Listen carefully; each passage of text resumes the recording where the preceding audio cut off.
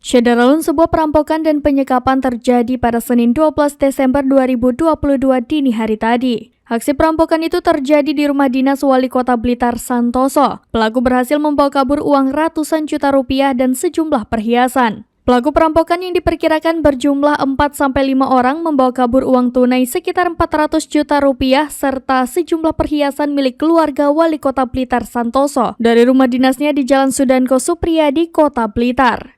Perampok sempat melakukan penyekapan terhadap Santoso beserta istri dan 3 penjaga rumahnya yang merupakan anggota Satpol PP. Kapolres Blitar Kota AKBP Argo Wiono pun membenarkan perampokan dengan kekerasan itu terjadi di rumah dinas Wali Kota Blitar. Kemudian, pelaku menyekap 3 penjaga rumah dinas yang sedang berjaga di pos penjagaan. Mereka disekap dengan cara diikat dan dilakban mulutnya oleh pelaku. Petugas kebersihan rumah dinas Wali Kota Blitar, Agus, mengaku tidak mengetahui adanya perampokan. Ia mengaku sampai di rumah dinas sekitar pukul 5 pagi waktu Indonesia Barat.